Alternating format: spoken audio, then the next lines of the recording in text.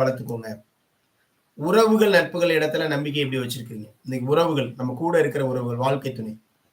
அவங்களுடைய வார்த்தை இது ஏன் இந்த உறவுகளை எப்படி உருவாக்கப்படுது தெரியுமா?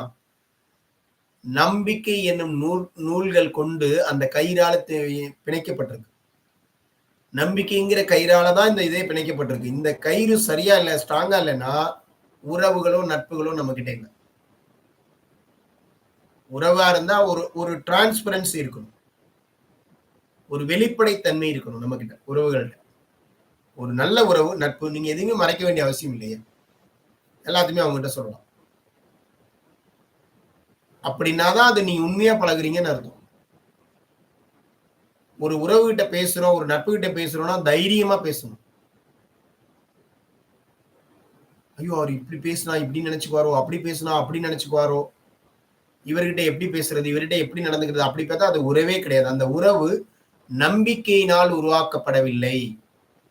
அது பொருள் சார்ந்தோ அல்லது ஏதாவது உங்களிடம் இருந்த சகாயம் சார்ந்தோ அது உருவாக்கப்பட்டிருக்கு. நீங்க இல்லைன்னா அது போன்று ஒன்றை எதிர்பார்த்து அந்த உறவை நீங்க உருவாக்கி இருக்கிறீங்க. எந்த இடத்துலயாவது அது பிரேக்கப் ஆகுது, எந்த இடத்துலயாவது அது தடைபடுது, நடக்கல அப்படின்னா அந்த உறவுல விரிசல் வரும். ஒரு உறவையோ நட்பையோ நீங்க எதை கொண்டு உருவாக்குறீங்க? உண்மையான அன்பு கொண்டு உருவாக்கி இருந்தீங்க அப்படின்னா அந்த உறவு கிட்ட இருந்தும் நட்பு இருந்தும் உங்களால என்னைக்குமே பிரியவே முடியாது. அவங்க மேல சந்தேகமே வராது உங்களுக்கு. ஏன்? அந்த நம்பிக்கையை கொண்டு நீங்க உருவாக்கி இருக்கிறீங்க. அப்பனா உங்க மேலேயே நீங்க சந்தேகப்படுற மாதிரி அது. ஒரு உறவு மேல உங்களுக்கு சந்தேகம் வருதுன்னா உங்களுக்கே சந்தேகம் வருது. உங்களுடைய வாழ்க்கை துணை மேல சந்தேகம் வருது. நம்ம என்ன பண்றோம், நிறைய சம்பிரதாயம் அவங்கவுங்க மதத்திற்கு தகுந்த மாதிரி சம்பிரதாயத்தை வச்சுதான் அந்த வாழ்க்கை துணை திருமணம் முடிக்கிறோம். எதுக்காக அதெல்லாம் பண்றாங்கன்னு நமக்கு இன்னும் தெரிஞ்சுக்கிறது கிடையாது. அப்போ அக்னி எல்லாம் சாட்சி வச்சு எல்லாம் பண்ணி ஏன் பண்றோம்? வாழ்நாள் முழுவதும் நீங்க அவங்க கூட இருக்க போறீங்க. உங்களை உங்களுடைய அனைத்து சுக துக்கங்களையும் அவங்களும் நீங்களும் ஒருவரை பங்கு கொடுத்துக்கிறதா சத்தியம் பண்ணி அக்னியா சாட்சியா வச்சு நீங்க முழுசா நம்புறீங்க. இன்னைக்கு அந்த பந்தம் முழுசா உருவாகுது. அப்படிப்பட்ட உறவை நீங்க என்ன பண்ணணும்? முழுமையான நம்பிக்கையின் அடிப்படையில் அந்த உறவை நீங்க உருவாக்கணும். ஆனா நாம என்ன பண்ணுவோம்? அந்த நம்பி அதெல்லாம் விட்டுருவோம். இவர் இப்படி பேசுறாரு, என்னவா இருக்கும், எதுக்காக அங்க பேசிட்டே இருக்காரு பொழுது நிற்கும், நீங்க அவங்க கூட பேசுறீங்க, நீங்க இவங்க கூட பேசுறீங்க, அவங்க ஒண்ணு நீ அவங்க கூட பேசுற, பொழுதுனைக்கு என்ன போன்ல நோண்டிட்டே இருக்கா, இப்படி எல்லாம் ஏன் வருது அப்படின்னா சந்தேக உணர்வு நம்ம கிட்ட இருந்துச்சுன்னா அந்த எண்ணம் வரும். அப்ப நம்மளுடைய வார்த்தைகள் மேல நமக்கு நம்பிக்கை இல்லை, நம்மளுடைய செயல்கள் மேல நம்பிக்கை இல்லை, இல்ல நமக்கு அவங்க செயல்கள் மேல நம்பிக்கை இல்லை, அப்படியெல்லாம் இருந்தா இந்த உறவுகள் நட்புகள்ல விரிசல் தான் வரும். அதெல்லாம் சவாலாமையும், ஒவ்வொரு உறவுகளுமே சவாலாமையும். ஏன்னா ஒரு உறவு நட்புகள் உருவாகுதுன்னா அதுக்கு அடிப்படையே நம்பிக்கை தான். அது இல்லைன்னா அந்த உறவு நட்பே கிடையாது. நீங்க என்ன யோசிச்சு பாருங்களேன். ஒரு அம்மா பிள்ளையிலேருந்து ஆரம்பிச்சு அந்த பிள்ளை குழந்தை பிறந்திருக்கு. அந்த குழந்தை பிறந்தோடனே ரொம்ப யாருக்கிட்ட அதிகமா ஒடியாரும், எதுக்காக ஒடியாருது? அம்மாங்கிற அந்த நம்பிக்கை, அம்மா மேல இருக்கிற பாசம், அன்பு, அதனால ஏற்படுற நம்பிக்கை. இவங்க கிட்ட இருந்தா நமக்கு பாதுகாப்பு, இவங்க தான் நம்மளை வளர்க்குறாங்க, இவங்க தான் நம்மளை உருவாக்குறாங்க அப்படிங்கிற அந்த நம்பிக்கையினுடைய அடிப்படையில தான் அது என்ன பண்ணுது, நம்ம கூட அந்த குழந்தை இருக்குது. எல்லா விஷயங்களும் அப்படிதான் உருவாக்கப்படுது. நீங்க என்ன வேணா எடுத்துக்கோங்க. உறவு நட்புகள்ல இந்த நம்பிக்கை எங்க குறைஞ்சு போதோ அந்த உறவு உடைஞ்சு போகும். அந்த உறவு நம்பிக்கையினால உருவாக்கப்பட்டிருந்தால், நல்ல நம்பிக்கையினால உருவாக்கப்பட்டிருந்தால் அது கண்டிப்பா எதனாலையும் அதை உடையவே உடையாது. அந்த நல்ல நம்பிக்கைங்கிறது என்னவா இருக்கும்? உண்மையான அன்பா இருக்கும். நான் நேற்று சொன்னேன் இல்லையா, அன்பு என்ன மாதிரியான அன்பெல்லாம் இருக்கணும்னு. அந்த அன்புள்ளத்தோடு அந்த அன்பினால உருவாக்கப்பட்ட அந்த நம்பிக்கையை கொண்டு உருவாக்கப்பட்ட அந்த உறவு என்னவா ஆகாது? உடையவே உடையாது. சரிங்களா? அதுதான் இதுல கூட பகவத்கீதையில் கூட ஒரு இடத்துல சொல்லியிருப்பார்.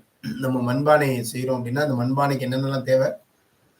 களிமண் தேவை, அதற்கான தண்ணீர் தேவை, அதற்கான சக்கரம் தேவை. இது எல்லாம் பண்ணதுக்கு பிறகு நம்ம என்ன பண்ணணும்? சரியா சுட வைக்கணும். அப்படி வச்சாதான் அது கரெக்டா பயன்படுத்த முடியும். அதே போலதான் நம்முடைய இந்த உறவுகளும் எப்படி உருவாக்குறோம், நம்முடைய பழக்கங்களும். நம்பிக்கை, அன்புங்கிற அந்த மணல் கொண்டு, மனம் கொண்ட அந்த மனம் இருக்கு இல்லையா, மனசுங்கிற அந்த களிமண்ணை கொண்டு அதுல நம்பிக்கைங்கிற தண்ணீர் கலந்து தேவையான அளவு அதை கலந்து அந்த சக்கரத்துல நம்மளுடைய வாழ்க்கை சக்கரத்துல அது வந்து உருவாக்கணும். இதுல ஏதாவது ஒண்ணு கூட குறைச்சு போனா கூட அது என்ன பண்ணாது, முழுமை பெறாது. அப்ப நம்முடைய உறவுகள்கிட்ட வந்து முழுமையான நம்பிக்கை வைங்க. அந்த உறவுகள்கிட்ட வந்து நல்ல நம்பிக்கையோட அந்த உறவு உருவாக்குங்க. வெளிப்படைத்தன்மையோட நடந்துக்கோங்க. ஏதாவது அவங்க கிட்ட தோணுதா கேட்டுருங்க. ஊச்சிக்காதீங்க. எனக்கு இப்படி தோணுது. எனக்கு அங்க தெளிவு கொடுங்க. அப்படி வரவே வேண்டியதில்லை. நம்பிக்கை இருந்தா அது வரவே வேண்டியதில்லைன்றேன். செய்றாரா ஏதோ காரணம் இருக்கும். ஓகே விடுங்க அவ்வளவுதான் முடிஞ்சது. இது செய்றாரா ஏதோ காரணம் இருக்கும். அவர் செய்யறதுக்கு அவர் அனுபவிச்சுக்க போறாரு. ஒண்ணும் இல்ல. அதுல போய் நீங்க முடிஞ்சா என்ன பண்ண நல்ல விஷயத்த சொல்லிக் குடுத்துட்டே இருக்க வேண்டியதுதான். நல்ல விஷயங்கள நம்ம போறது சொல்லிக் குடுக்கணும். அதுக்காக எந்த உறவோட கெட்டு போகுது நம்ம பார்த்துட்டே இருக்க முடியுமா? முடியாது. அந்த உறவுட்ட என்ன சொல்லலாம்? இந்த பாருப்பா நீ இந்த மாரி செய்றியே, இது ரொம்ப கெட்ட விஷயம், கெடுதலான விஷயம். இத செஞ்சேன்னா உனக்கு நாளைக்கு இந்த மாரி விளைவு வரும். நீ தான் ரொம்ப சங்கடப்படுவ. நான் பக்கத்துல உட்கார்ந்து நான் கஷ்டப்படுவேன். எனக்கும் சங்கடமா இருக்கும். உன்னுடைய கஷ்டத்த பார்த்து. ஆனா அனுபவிக்க போறது நீ தான். புரிஞ்சுக்கோ. நல்ல விஷயத்துக்குள்ள மாறிக்கோ. பெரியவங்களா இருந்தா அத சொல்லலாம். இல்லைங்க இந்த மாரிலாம் பண்ணாதீங்க. இந்த மாரி பண்ணீங்கன்னா, நாளைக்கு இந்த மாரி ஒரு சங்கடங்கள்லாம் நமக்கு வரும்ல. அது உங்களுக்கு ரொம்ப சங்கடமா இருக்கும். அத பார்த்தா எனக்கு ரொம்ப சங்கடமா இருக்கும். இல்ல நான் அப்படித்தான் பண்ணுவேன். அதுக்கு மேல என்னவோ உங்களுடைய முடிவுங்க. நான் உங்க மேல உண்மையான நம்பிக்கையில இருக்கிறேன். உங்க மேல உண்மையான அன்புல இருக்கிறேன். உண்மையான நம்பிக்கையில இருக்கிறேன். அவ்வளோதான். அதனால தான் நான் இத சொன்னேன். அதுக்கு மேல நீங்க என்னவோ செஞ்சுக்கோங்க. அப்ப என்ன ஆகும்? அந்த நம்பிக்கை உடையவே உடையாது. அந்த உறவுகள் நம்பிக்கை இடத்துல வந்து நம்ம அந்த நம்பிக்கைங்கிறது ரொம்ப ரொம்ப முக்கியம். அப்பதான் அந்த உறவுகள நம்ம என்ன பண்ண முடியும்? பெருசா அந்த அந்த உறவுகள் வந்து வாழ்நாள் முழுவதும் நம்ம கூட இருக்கும். உங்களுக்கு இந்த உறவுகள்னால வரக்கூடிய சவால்களே வராது. இத சரி பண்ணீங்கன்னா அது வராது. சரிங்களா?